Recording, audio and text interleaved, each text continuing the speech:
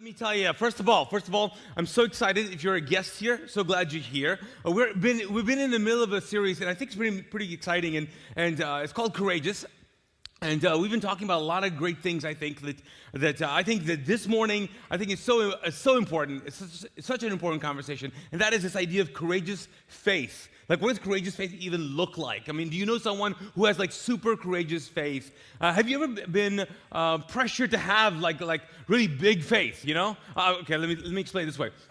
So early on, when I was in college, I'd just recently come to faith in Jesus, and I didn't know anything about church. So if you know anything about my story, I did not meet the church. Like, I didn't have church history, church background. And so I started visiting churches, and in college, what I would do is, like, people used to bar hop, I would church hop. You know what I'm saying? Like, every weekend, I'm like, where are we going now? Which church we're going? The crazier, the better. So this one church we were at, it was lively, my friends, lively. And I'm all about lively service, like super lively. I mean, there are people running around. I mean, they're getting their cardio in, they're getting their steps in. The whole thing is that someone's doing some cartwheels. I'm like, this is so exciting, right? And then they were praying for people, and things were happening. And it was all great when I was a spectator. And then all of a sudden, someone was like, "You, sir." And I was like, oh, no. Oh no. And they're like, I really believe that God's calling you to pray for this woman, and God's gonna heal her. And they rolled out this woman in a wheelchair. At that point, I was like, you know what? I'm out. I'm done. I'm good. Like, I love watching courageous faith and all that, but not to participate, right? So I have never had so much pressure to like perform. Like, you know what I'm saying? Like, I'm like, I gotta do this. So I couldn't say no, because back in those days, I think like they were like, oh, this guy's from the Middle East. He's from the motherland. I'm like, no, I'm not. Actually, I'm not from the motherland. I'm not. I'm Arab, not Jewish. Anyways, they brought this woman to me, and I kid you not. I mean, I'm not even exaggerating. Like, there are people like worshiping, doing all kinds of things. They bring this woman, and they're like, hey, you should pray for her. Friends, I didn't know what to do. Like, I was like, and I will tell you, like, I wasn't thinking about the woman and her issues. Here's what I was thinking about. I was like, you better get up. Like, I don't even care if you fake it. Like, you better get up. Like, I don't even care. Okay, so I was doing dual prayers right there. I was praying the prayer you're supposed to pray, of a prayer of faith, but inside I was like, just get up. Just get, I will pay you. Just get up. Like, I can't do this. And then so here's what happened. I prayed a prayer. It was like oh God, please help me, and she got up, and she got into the service a little bit, and I was like, as soon as she did that, I was like, oh, this is awesome. I gotta go. So I took off. I didn't even check on her because I didn't know if she found out, later on. She was like all excited, and it didn't really happen. And not that I don't believe in prayer. I just believe that sometimes when it comes to courageous faith or big faith, I think there's a lot of pressure to have that kind of faith, right? I mean, there are people in your life, like people in your life who have bigger faith or a lot more faith than you do. Anybody? Right? And do we like them? We don't. I mean, we do like them. We really like them. But there are people, I mean, if you're with someone, even right now, sitting with someone, if I would say, who has more faith? You're like, not me. And then at Mosaic, there are people who have lost their faith. Like, I know there are people who lose their faith and then come to church. Here at Mosaic, we have the opposite effect. There are people who come here and like, you know what, I've totally lost my faith. And you know what? This is the reality of what faith looks like. Is that if you are in church long enough, at some point you lose your faith. And you think I'm kidding. I'm not kidding. I'm just being honest, extremely honest. Because you live your life in long enough, and at some point something happens, and you're like, you know what? When life gets too much, when it's too painful, when it gets too loud, when it's just too, you had enough, at some point you lose your faith. You don't tell anyone you lost it because you're embarrassed, but you lose your faith. I just want you to know, if you're here this morning and you're listening or you're watching and you're like, you know what? I don't even know if I used to. You know what? I don't believe. I don't believe like I used to believe. I would say, hey, I'm so glad you're here. I'm so glad you're here. In fact, it is okay to lose your faith. Just keep looking for it. Just keep looking for it. And this is a great environment to reignite your faith, restart your faith, to find your faith once again. I think a relationship with God is all about losing and finding and losing and finding and losing and finding. So what I want to do this morning, though, I want to redefine what courageous faith, in fact, looks like. There's a story in the scriptures in the Old Testament, and I think it kind of tells us, kind of sets us up for all of us. Like it invites us into this conversation of faith and knowing that we are all human. So if you got your Bible, if you got your scriptures, we're going to be the Old Testament. This is 1 Samuel. Okay, so 1 Samuel is a book that Samuel the prophet, a lot about all the stuff he does. But in this context, in history, in the Jewish history, there hasn't been a king that's set up. There's been people who've been leading God's people, and they've been called seers or prophets, and Samuel is one of those. Now, what happened is Samuel was the last prophet, because then the kingdoms started. So the first king, any Bible people here, the first king name was Saul. He was Saul, yeah. So Saul, as we know, kind of went psycho, right? A little bit, because he was called by God. He was the first king. I mean, he was anointed by a prophet. I mean, what I'm trying to say here is that it was very clear his purpose, his destiny. It was very clear that what he was going to do, that God was with him, that God established his kingdom early on. But what we do know is that at some point, something went wrong. We also know that he went a little crazy by the end of it. What went wrong?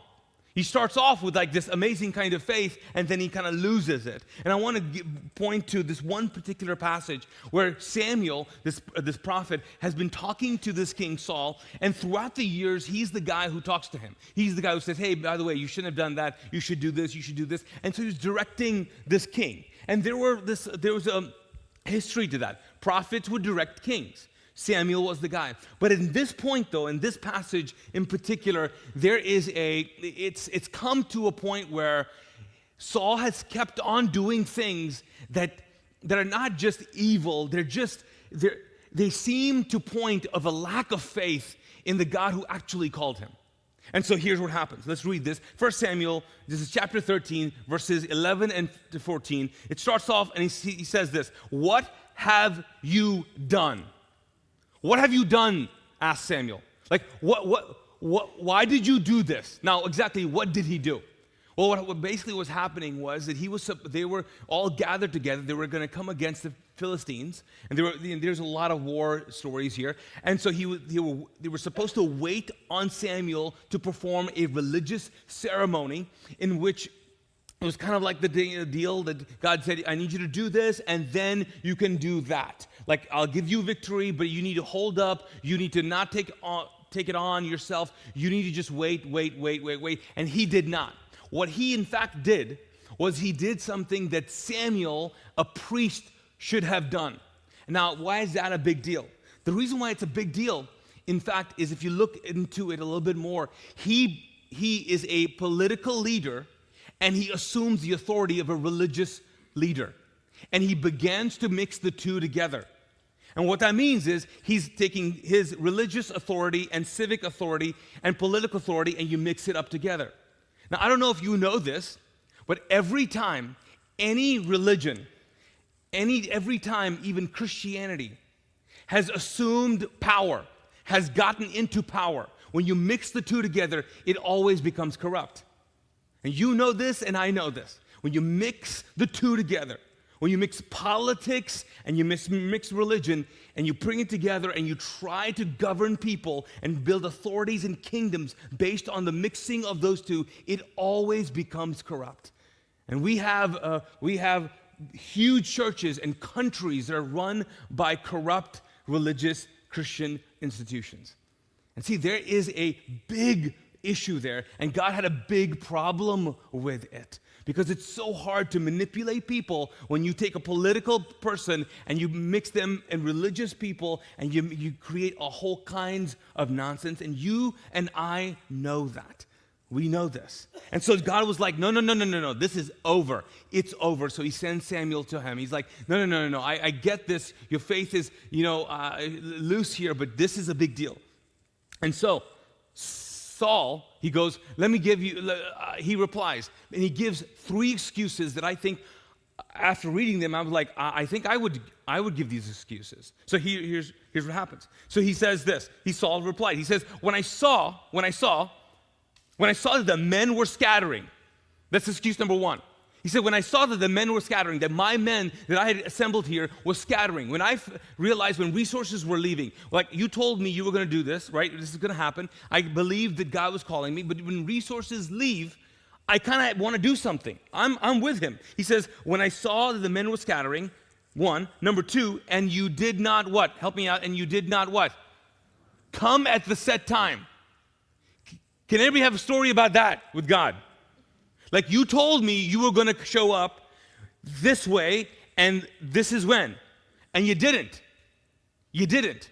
And see, our faith gets hit when these two things happen. And then, check this out. Then he says, and that the Philistines were assembling at Michmash. So basically, the Philistines were assembling. Like the situation was getting worse. The enemy was fortifying. I mean, it's getting worse. It's not that you didn't show up, and it's not that all my friends left. It's now all the opposition has gotten worse. So yes, Samuel, I did this. And so when I read this, how about you? I mean, I'm thinking, shoot, I think I would have done that. Shoot, I think I've done that. When I think that God's going to show up a certain way, and he doesn't, I want to do whatever I want to do to make it happen. When you make a commitment, right, it's also, when you make a commitment, like, I'm going to do this, and then all your friends are like, loser, right? Or you start losing friends, right? I mean, this happens all the time. You're like, you know what, I'm going to change my lifestyle. You know what, I'm going to stop well, I'm not going to stop drinking, but I'm going to stop drinking less. No. I need to be drinking more, apparently.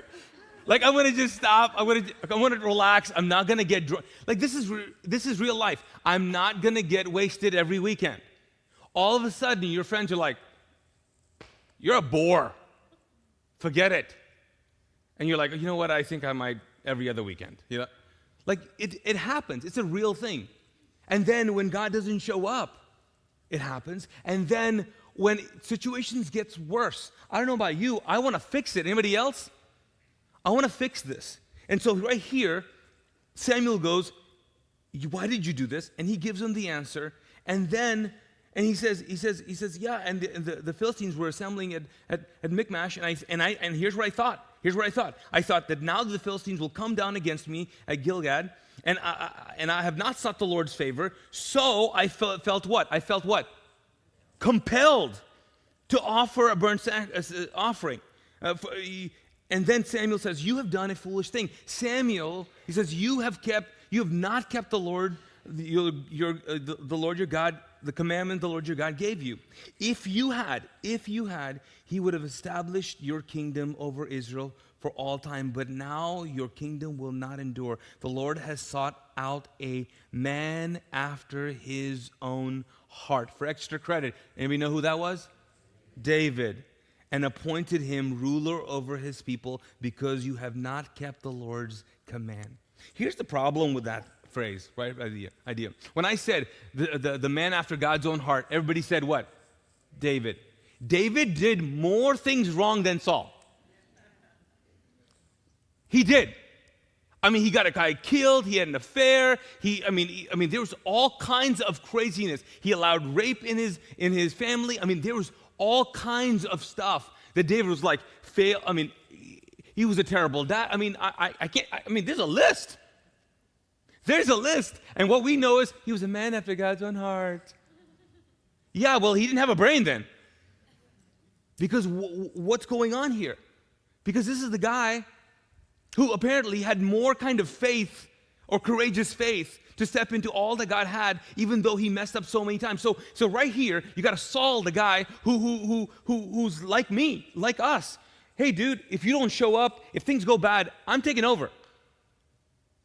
And then there's a guy who's obviously doing all kinds of nonsense, and the faith is like, well, this faith guy, I don't know, he kind of didn't have a lot of faith, but this guy stepped into courageous faith. So what in the world does courageous faith even look like when all of us are going to be guilty of these things when life hits us. So let me redefine what courageous faith looks like. Because for some of us, you're like, dude, I don't even know if this Old Testament thing relates to me. I'm not quite sure what this even means in my life. You see, when it comes to our work, and when it comes to our families, when it comes to our relationships, when it comes to life itself, the reason why some of us are here, if not all of us are here, you're trying to figure this thing out. You're like, I don't know what this faith in God looks like. I have some ideas, but I feel like I need to move in that direction. So let me just help you redefine what courageous, big faith really looks like. Let me give you 3 things, okay? The first, I believe, that courageous faith looks like intimate faith. It's an intimate faith, which means it's not a corporate faith. If you want a courageous faith, it has to be extremely intimate. It's a you and him situation, you and him. Now, what I've realized as I've gotten older is that I've always had a hard time waking up in the morning. Anybody else does? Well, you guys are the first service, right? This one right here, at least. Whatever, man. Okay, I gotta have like so much coffee, and then not just waking up, but warming up. I gotta warm up. I don't know if you know this, but when I get up, I'm just super slow.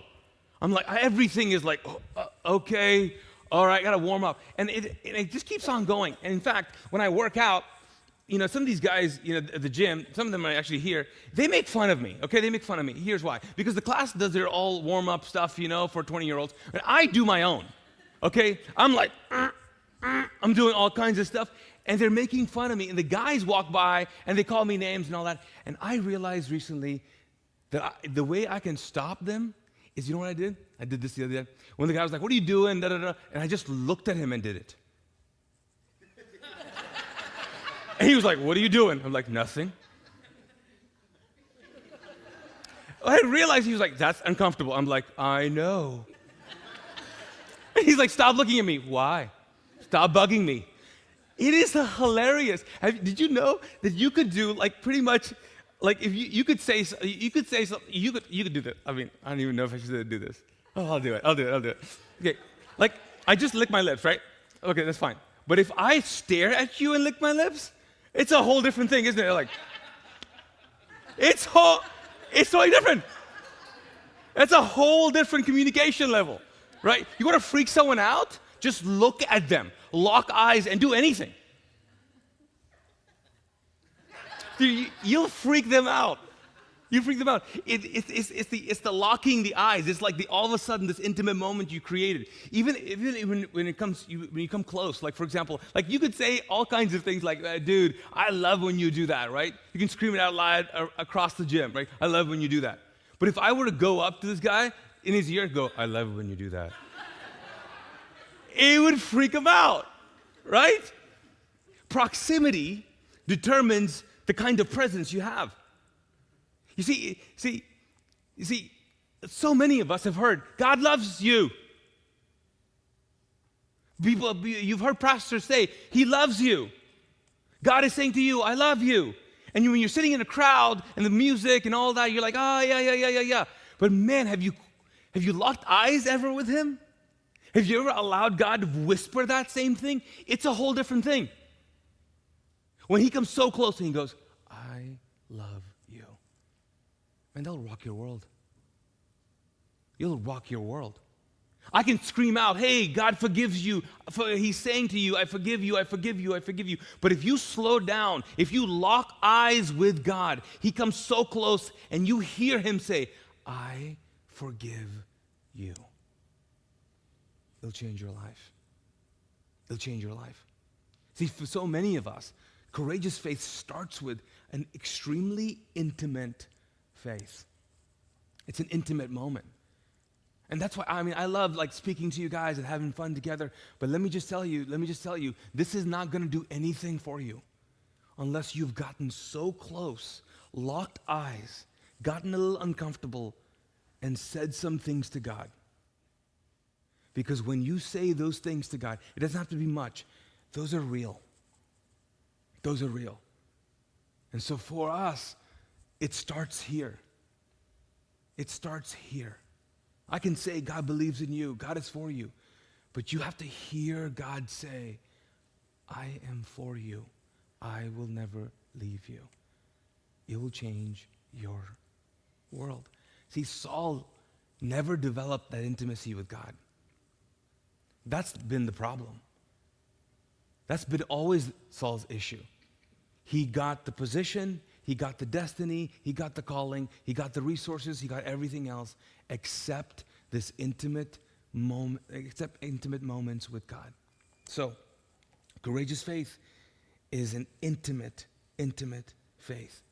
And I'll tell you this, by the way, going back to this whole idea of losing your faith, I've talked to people who are just ticked off at God. And I want to tell them, you actually had to own something to lose it, right? It had to be yours at some point.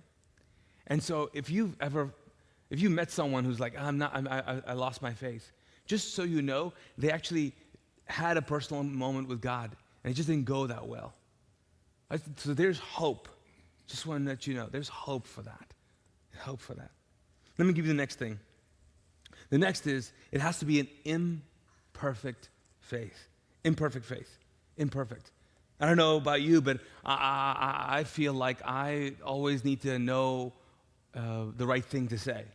I mean, in my profession, I just gotta, and I know I always mess it up. I have no idea what I'm doing sometimes, and I feel the pressure of doing that. I remember once I was at a conference, and it was in Germany, and we were doing Q&A, and I was with this guy I really admired, and I was sitting on the other side. There was a translator, and I was going off saying some things, and the guy was translating for me, and then the guy who spoke English that I looked up to turned to me and said, "Hey man, land the plane." Now, let me just tell you something. I had never heard that expression before. Does anybody know what that means? Wrap it up, make the point. I had no idea. No idea. I was like, oh yes. I thought it was a Middle Eastern thing. I don't know what he was talking about. I didn't know.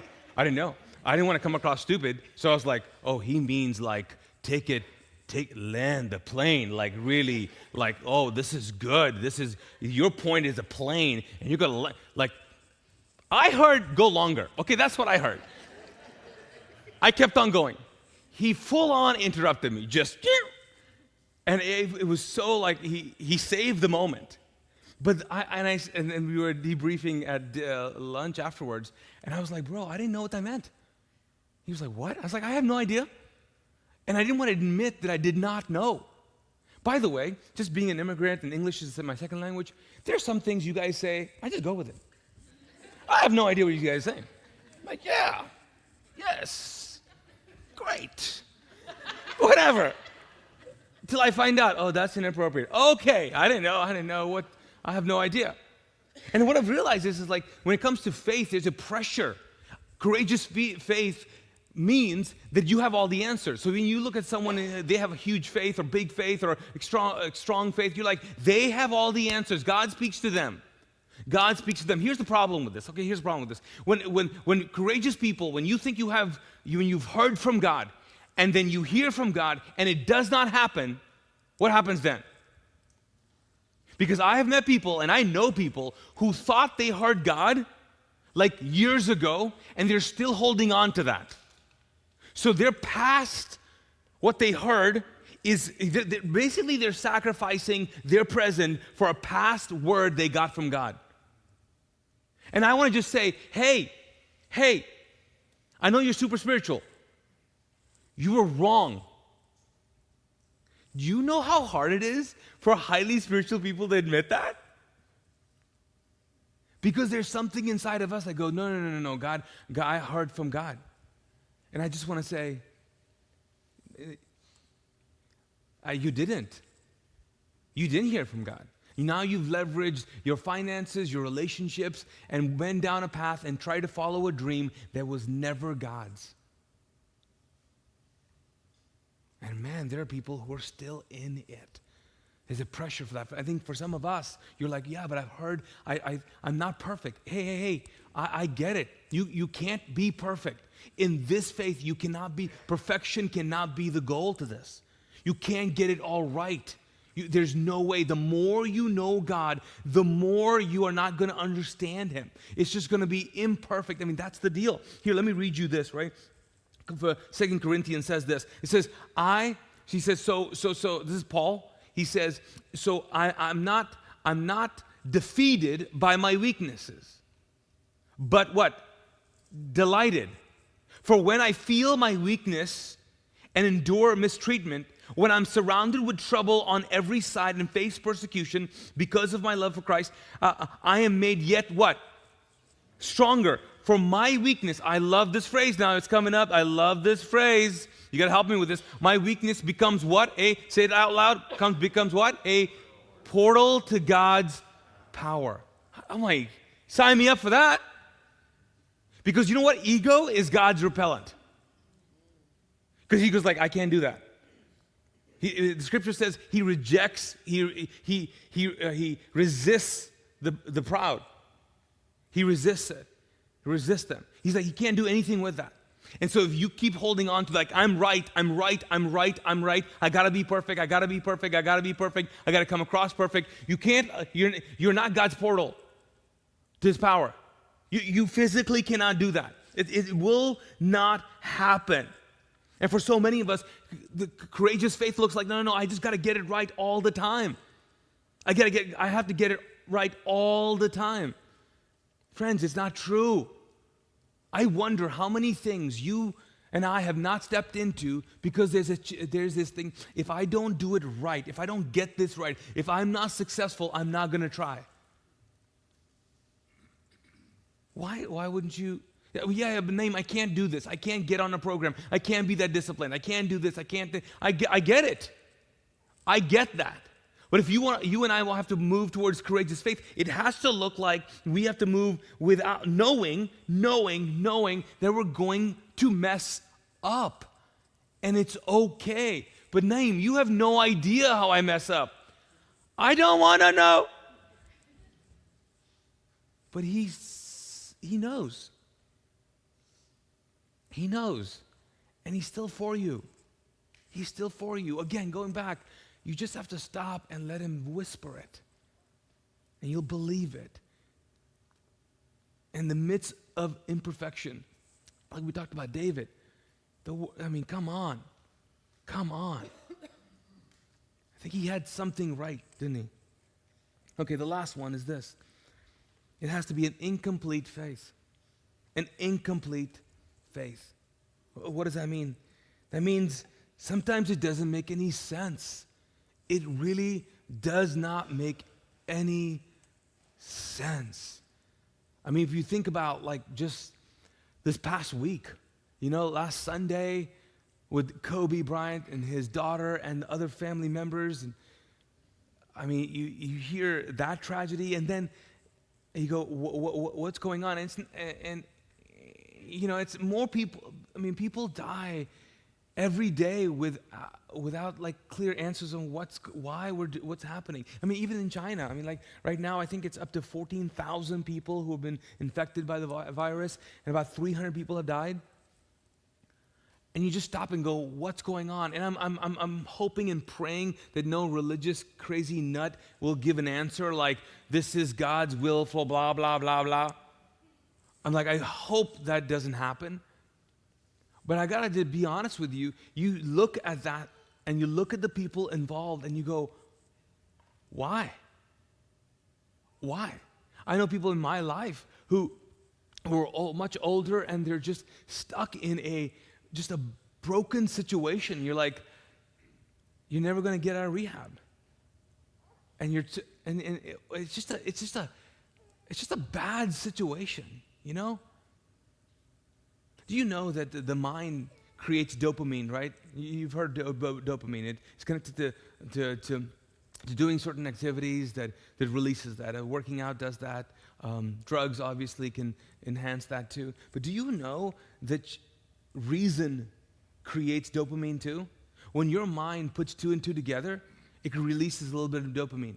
That's why we say stuff like, everything happens for a reason. We medicate ourselves with that. I hate to say it, but it is. We need a reason. We need a reason. Our brains need a reason. We just need to connect the dots. Well, this happened because of. And if I could give you an answer, and even if it's wrong, your brain, if it's satisfied, will release a little bit of chemical dopamine and go, okay, I feel good about that. If you just had a reason for a death, for a sickness, for a loss, we're okay. We're okay for temporary. We're a little bit okay. And friends, I got to just tell you this.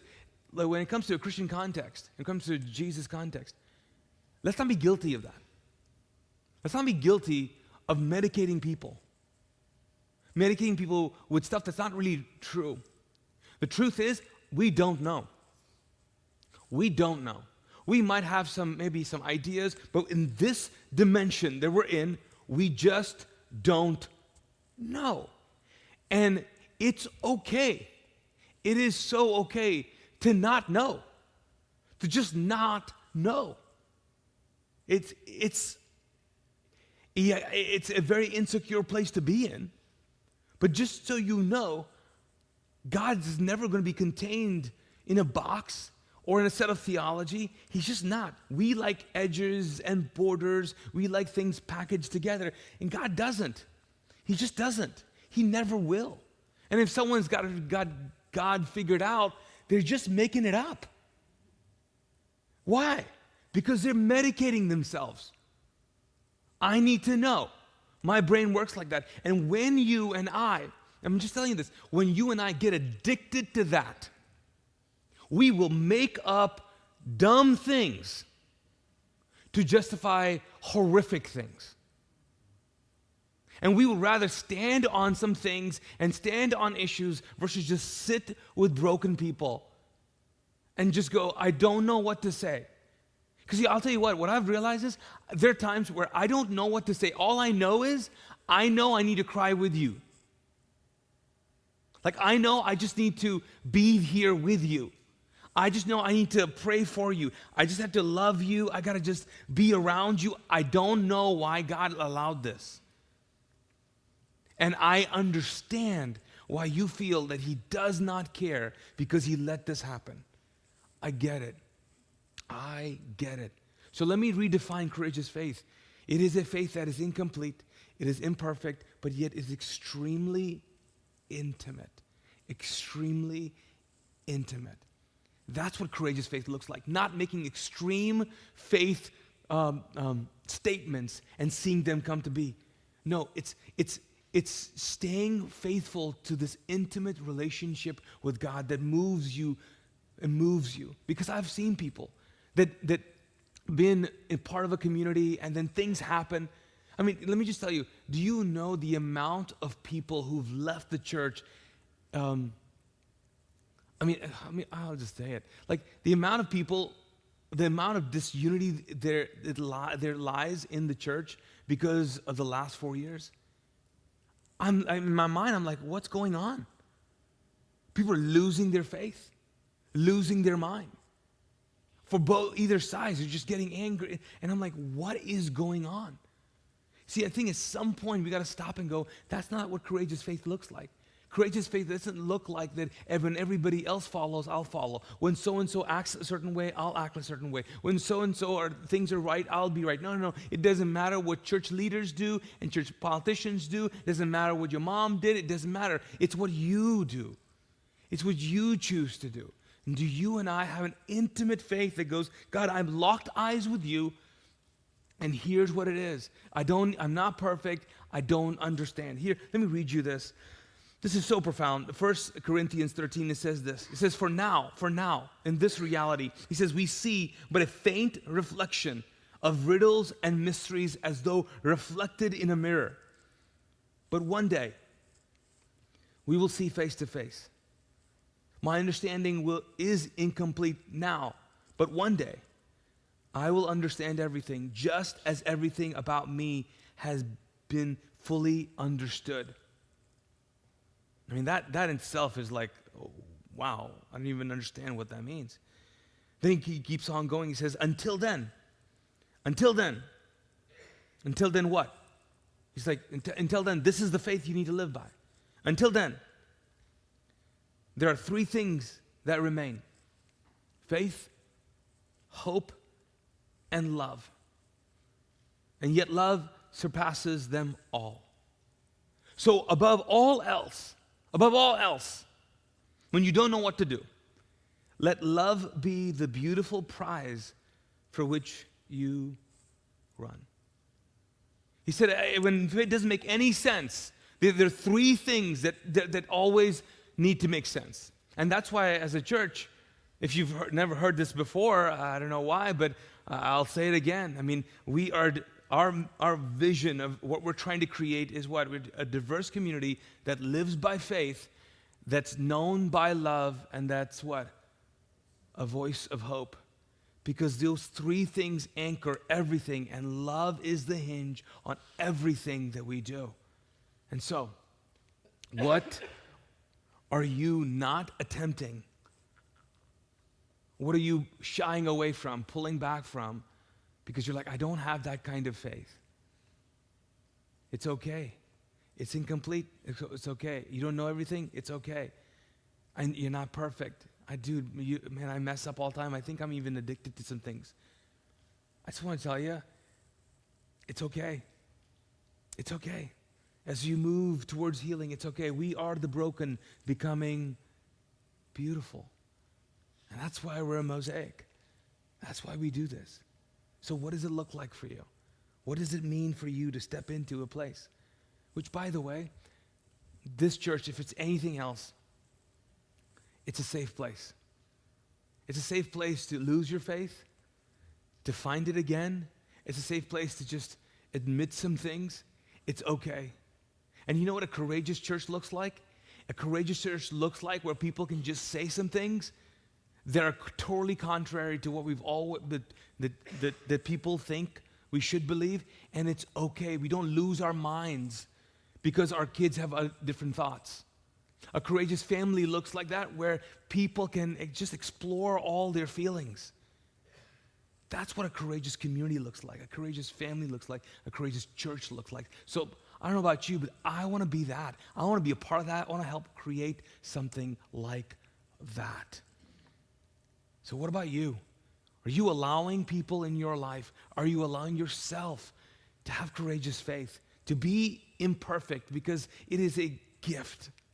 It is a gift. I mean, if my weakness is going to make me a portal to God's presence, sign me up, right?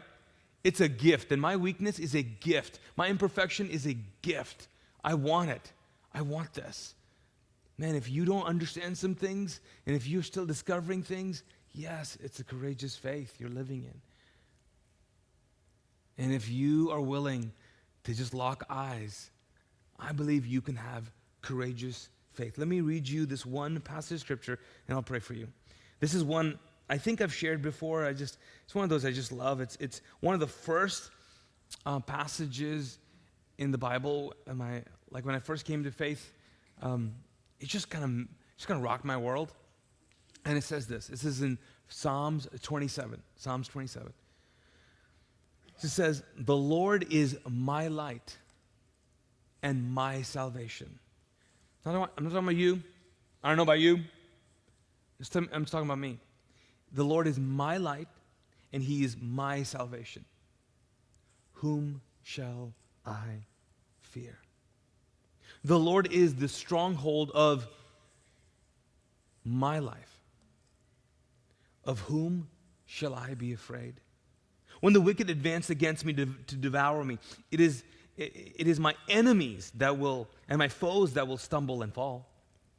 Though an army besiege me, my heart, I don't know about you or yours, but my heart will not what?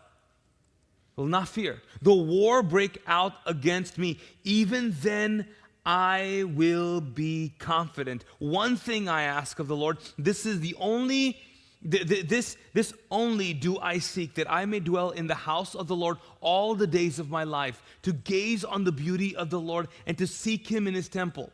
And then in verse 8, he says this, "My heart says of you, seek his face. At your face, Lord, I will seek." By the way, this is the second king who wrote this. This is the guy, David, who wrote this. The guy who is after God's own heart. Because if he did anything else, he made his faith intimate, which made it courageous. So, let me pray for us. Because there's a lot of us are facing so many things, and you're going to need courageous faith to step into them. Would you stand with me?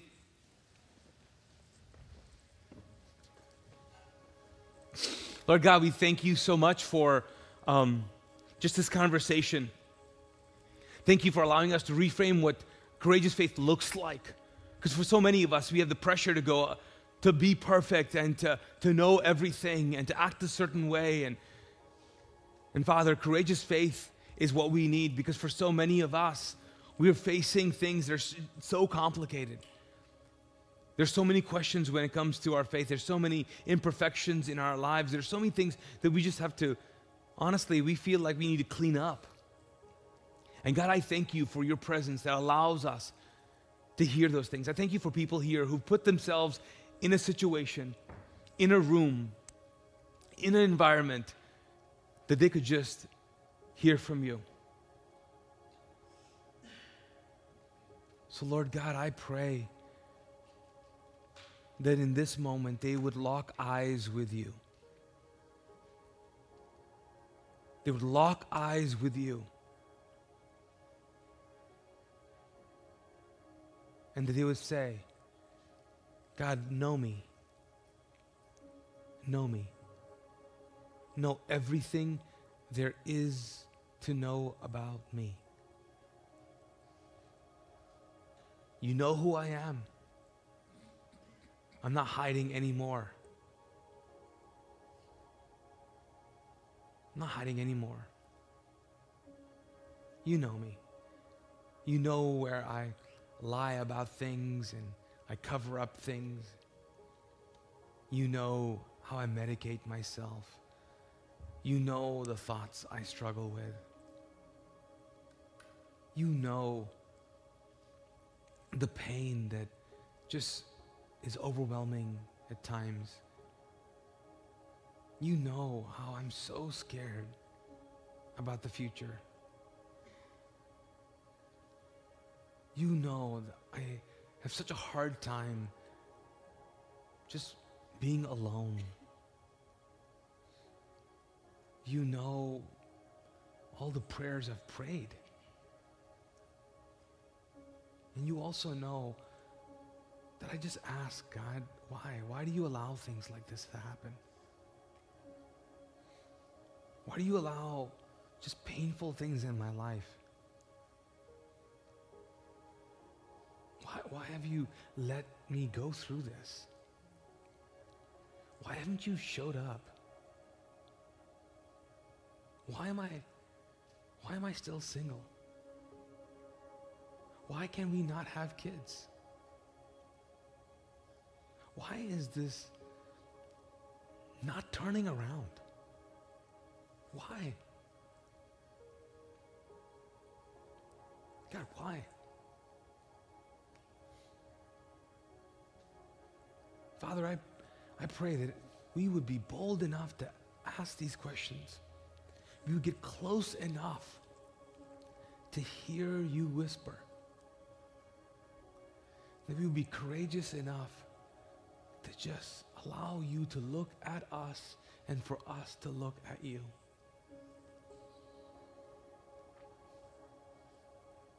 And for us to just simply say, God, I don't know what's going on.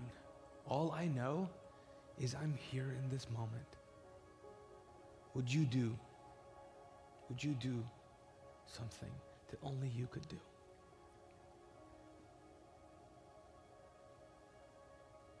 I pray this